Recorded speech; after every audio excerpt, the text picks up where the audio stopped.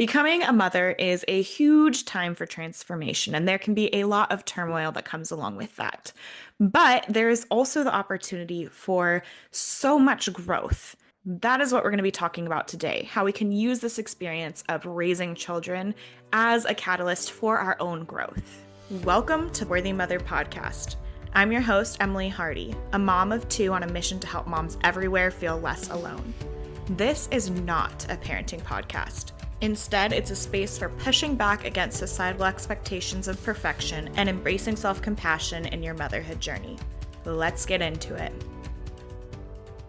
Hello, welcome to Worthy Mother Podcast. It's Emily here, and I am so pumped for this conversation. I have been on my own personal growth journey for, I'd say, about 4 to 5 years, but really going all the way back to the birth of my first son in 2018, which is wild to say. That was like almost 7 years ago at this point.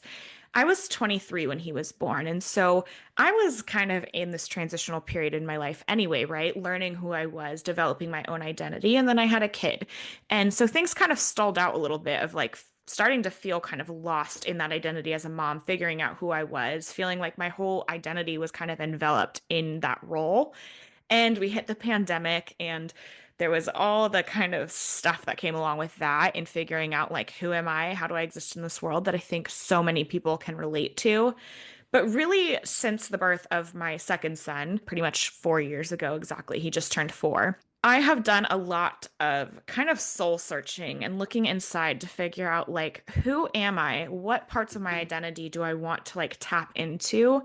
And doing the work for the personal growth that comes along with that. That's been really, really prevalent in my life. It's something that I talk about and share a lot about here on Worthy Mother Podcast. I think it's really interesting when we take a close look at the role that motherhood can play in our own growth, how it can be this catalyst for our own growth. Because again, so often we feel like we might get enveloped in motherhood and it kind of halts our personal growth. It kind of puts a stop to going after these dreams. It makes us feel like we need to be pouring into our kids and not necessarily giving us the space to do the things for us that allow us to grow. But there is so much opportunity there for us to evolve, for us to tap into our own values, for us to learn what we actually want and act on that when we become moms, because we are kind of forced to stop and take a look at things.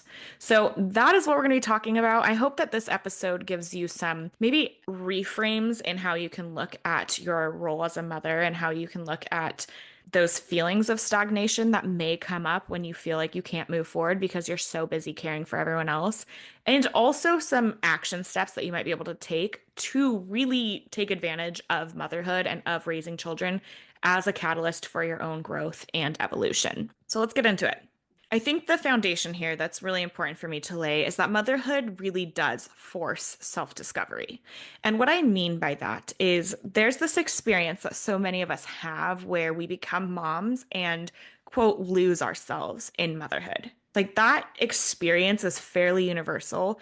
There's a lot of reasons why that happens. I think first and foremost, when you have a newborn, you go right into survival mode. It's really hard to do anything for yourself. It's really hard to do anything for anyone. And you do kind of lose that sense of self because you're literally focused on survival. You're not focused on pouring into yourself and learning new things about you. It's like literally, I got 3 hours of sleep last night and I need to get this baby fed and I can hardly sit up and stay awake and I haven't showered in a week and a half, right? Like that's very real. And it makes sense that in that period and in those first few months, we're not really connected to ourselves.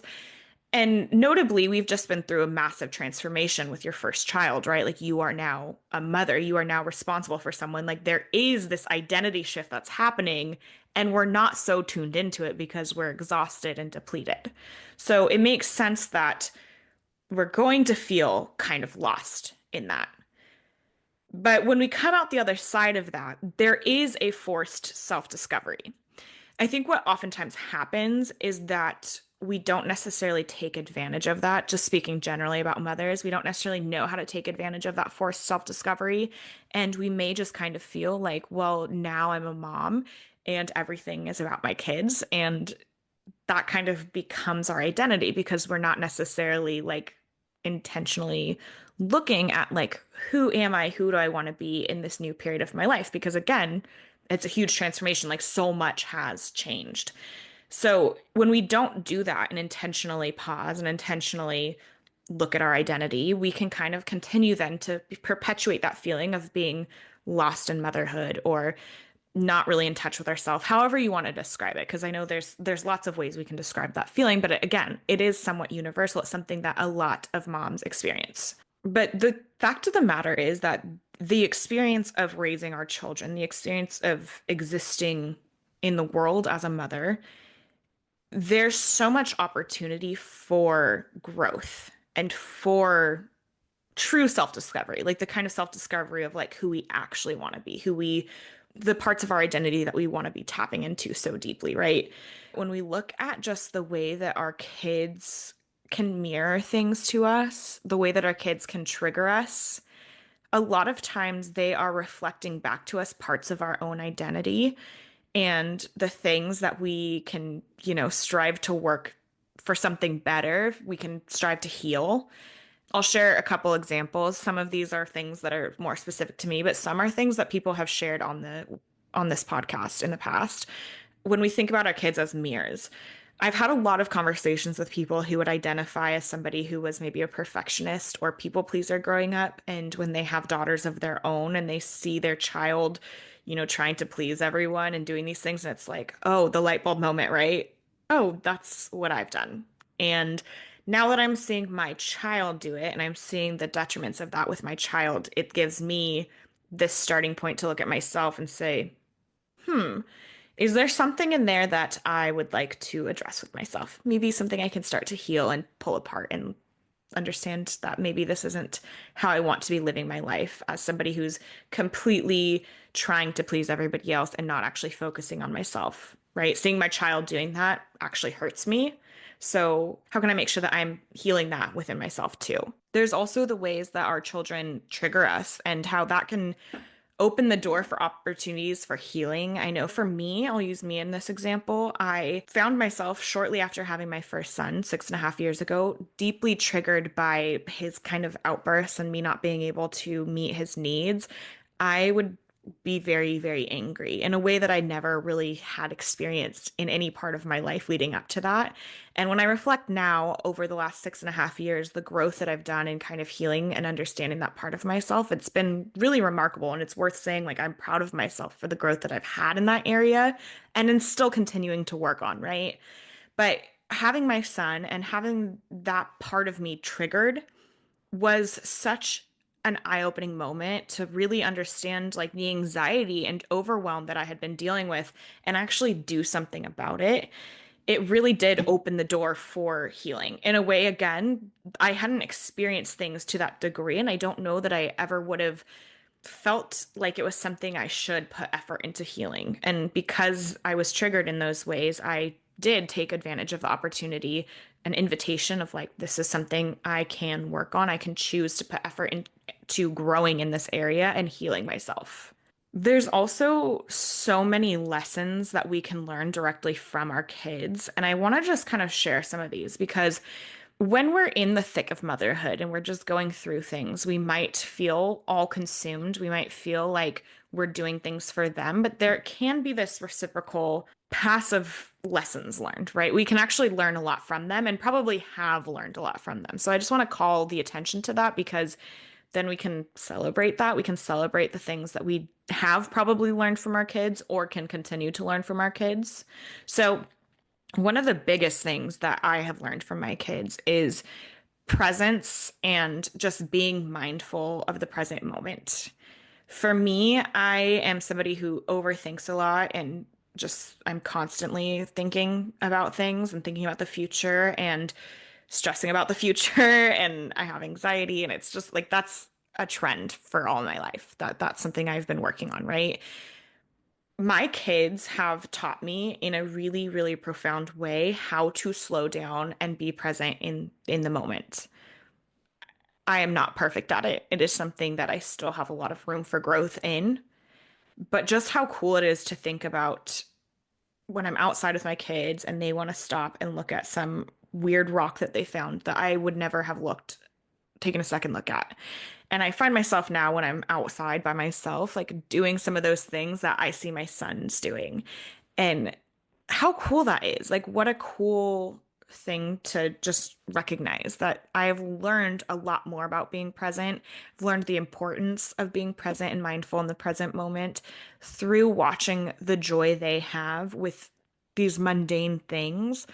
Like, we can tap into that, and they teach us that. Another lesson that I have learned from my kids is about adaptability.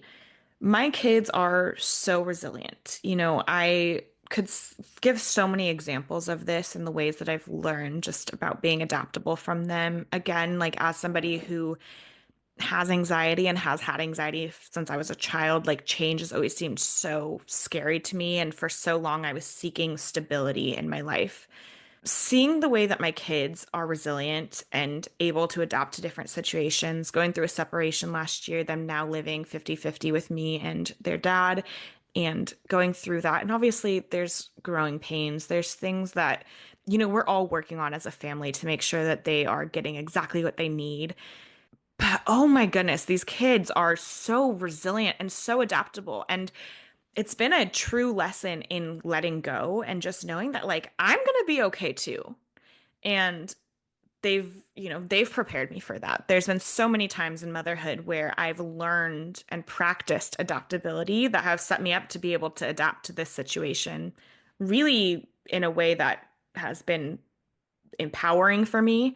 And I'm not worried about my kids. I'm not really worried about me. I can directly credit raising children with the development of my own emotional resiliency and adaptability. Like it's incredible. And I think so many moms can relate to that. If you think about your own life, if you were like me and hated change, hated the unknown, thinking about that, and motherhood kind of forces you into a role where like you don't know what's going to happen. You don't have control over everything. You can't control your kids.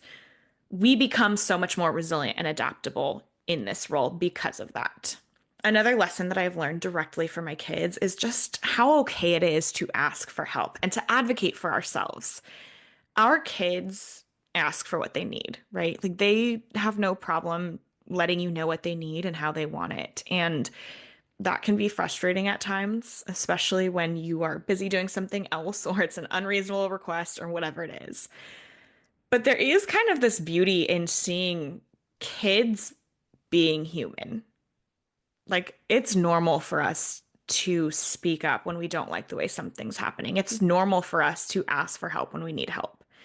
We kind of are conditioned out of that. And I think for so many of us, that's very, very true, especially as women. Like, we're conditioned out of asking for help and advocating for ourselves. We're kind of just told to be quiet and put up with things. And when you can see your kids asking for those things, it's like, oh, this is normal. I can embrace that. I can embrace my human need to ask for help and to speak up and do that, tap back into that. And I know for me, like that's been huge in my motherhood journey is like recognizing that I have needs too, and I can ask for my needs to be met. Or, do the things that I need to do for my needs to be met for myself. But beyond just the lessons that like I've learned from watching my kids and like the way that we interact, there's this other level of really looking at how I can best serve my kids, like how I can show up in the best way for them. I'm all about talking about the ways we can support ourselves for ourselves. But there's this layer here of like how we can support ourselves for ourselves, even, but how that impacts our kids and how that just like helps them. So if we're showing up in a way where we're refreshed, that helps them. But also, if we are pouring into ourselves, if we're taking time for ourselves, they are watching, we are modeling it for them. They're watching and learning for themselves. And for me, really like taking that in, having that understanding has allowed me to want more to figure out what it is that feels good and what it is that I need to make sure that I'm fully cared for because I want my kids to see me on that journey. It's so important for me that my kids know that I am prioritizing my own wellness and happiness. It is so important for me that my kids see that I'm putting myself on the priority list. I really, really believe that our world makes it hard for us to focus on ourselves. And that's as a parent, that is in relationships, that's in the workforce. Like, I ended up leaving a career in teaching because it felt impossible for me to get my needs met in that role. Like, I was so burned out and there was no hope for me when I was in it. Like, it felt hopeless and I left that job. And my kids having seen that, even if they were too young to know, but just the fact that like we can have those conversations down the road, I modeled for them what it's like to make decisions that take care of you.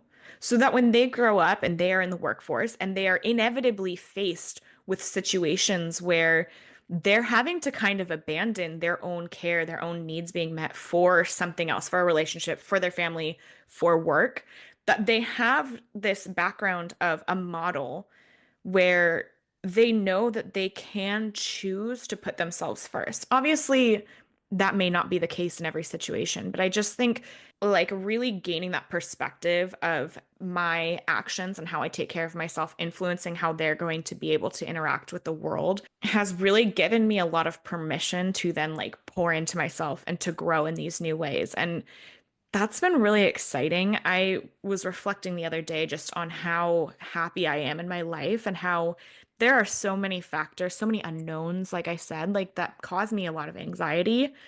But in general, I'm so happy and I feel so well taken care of. And like I have the skills and support to be able to ask for help when I need it, when my needs aren't being met. And that's pretty remarkable. That's pretty cool. And I owe a lot of that to just the mindset work that I've done that comes along with raising kids and figuring out like how I can best support them. So I think it's pretty cool to reflect on all of that. So that's kind of what I want to move into now is like how we embrace this growth because we see that there's opportunity for growth, but there being opportunity for growth, yes, some of it will just naturally happen, but like, how do we tap into that and really take advantage of motherhood for our own personal growth? Because, like I said, it benefits us, but it also benefits our kids. So, the biggest thing that I can say here is that we need to shift our mindset. When we are going through motherhood and it's hard, when we are going through motherhood and it feels like we're not doing it right, there's challenges that are coming up. We can choose to see those as opportunities. Now, I will say that's easier said than done because a lot of us are conditioned to feel like if we're failing at something, it means something huge about us. We're failures, all these things. But there's an opportunity to see like all of it as an opportunity for growth. We've never done this before. Like, even if you have multiple kids, you've never done what you're doing right now. And no one else really has done what you're doing in the exact situation you're doing. So we are constantly going to be learning and growing. And if we can acknowledge that, if we can recognize what's actually happening, we are learning and growing as humans. We're not done growing up just because we had kids. That's incredibly powerful. That mindset shift really then helps us tackle it all with this view of like, I'm growing. I am allowed to continue growing. That's important. My kids are seeing me do that, right? And then I think that something that comes along with that is having opportunities to self-reflect and really understand like where the growth is happening. Because again, when we're in the chaos of it all, because it can be absolutely chaotic having kids and raising kids, we don't necessarily recognize that the growth is happening. So the challenges just feel bad. Whereas there might actually be like incredible growth coming out of it, you know, even if it's years in the making, the growth that we can have as individuals is profound. So we have to build in those opportunities to reflect. And I would say that like it's important to be really intentional with this. So I encourage people to journal about it or to like have time to sit down with somebody, a good friend maybe who's also a mom, and like talk about the growth. Talk about what you're proud of yourself for. That might feel weird, it might feel hard, but we have to be intentional about like calling it out because otherwise we might miss it. And that's a bummer. We deserve to like celebrate ourselves. We deserve to recognize the growth that we have and then like use that intentionally, right? And then the third thing I'll say, just as a way to embrace the growth that we can and will have in motherhood, is to tap into community. Again, when we're able to be around other moms and share our experiences, share the things that we struggle with, share our wins, it does force us to pause and acknowledge the growth. And sometimes, like hearing things reflected back to us, if it's like this felt like a failure, and someone says, "Oh, I've done that before, I've had that happen before," whatever it is, and we realize, "Oh, that's not like a personal failure on my part. That's something that a lot of moms deal with," or that's actually the system that's in place that makes that really hard, or, "Oh, I actually maybe didn't handle it so well last time, but then the next time I handled it well," or I know a plan for handling it differently in the future, like the growth that comes with us. Like being in community with other supportive moms can be so powerful and so helpful in helping us like recognize the growth and fully take advantage of it. And I think even tuning into podcasts like this is part of that, part of being in community, because it's even just hearing something reframed in this way of like, the failure is actually growth. Like it sounds cheesy, but like when you can actually acknowledge that in things that relate to your life, it does make a huge difference. It does really allow us to see how we've grown and evolved in the role of mother and how that impacts us outside of the role of mother, and just like how cool that is. It gives us this whole different perspective that feels good. It feels like, okay, I can continue on a growth journey rather than feeling like I'm stuck and overwhelmed all the time. So there are so many ways that we can and do learn from our kids. And I encourage you to reflect on some of the lessons you've learned from your kids, whether that's looking at the points that I've made today and seeing how they connect to your life, right? Like, have you become more resilient since having kids? Have you developed your emotional intelligence since having kids? Are you better able to ask for help since having kids? And if not, like, is there a way to tap into that? Is there a way to learn from it? Or maybe there's some other things that you've learned from your kids. I encourage you to get intentional, write them down, write down some of the things that you've learned from your kids and you've grown through. I think when we can reframe in this way of like motherhood being an opportunity for growth, there's, first of all, a lot of self compassion that can come with that, because we're no longer judging ourselves for the things that we're still learning because we're on this growth journey. So that's really important. But it also can help us really just tap into the opportunities to develop our identity further and to know like we get to continue evolving and shifting. And there are so many opportunities, even in the day-to-day chaos of motherhood, for us to just progress along this journey. And that's really cool. It's really powerful. Again, it's not necessarily something that we're always thinking about. So being intentional about recognizing that it's cool. It's powerful. Your growth does not have to be perfect. Your growth does not have to be linear, but I do assure you that you are growing and that there are opportunities beyond probably what you're taking advantage of now to continue growing and to continue getting to know yourself better and becoming the version of you that you've always wanted to be, or that you just simply are becoming. So I'm going to leave this episode at that. It's important for me that you know that you are worthy of your own growth and the effort that goes into transformation and evolution. We're constantly evolving as people, and really allowing ourselves to do that in a way that feels the best for us is important. And I hope that this maybe gave you some mindset shifts to help you along that journey.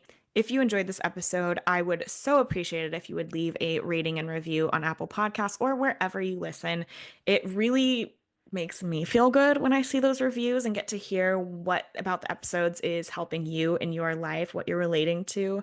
It also helps other moms who find the show know if it may be a good fit for them, which I think these conversations are really important, that as many moms as possible are hearing them. So it would be really awesome if you could leave a rating and review. With that, I will see you next week. You are worthy, Mama.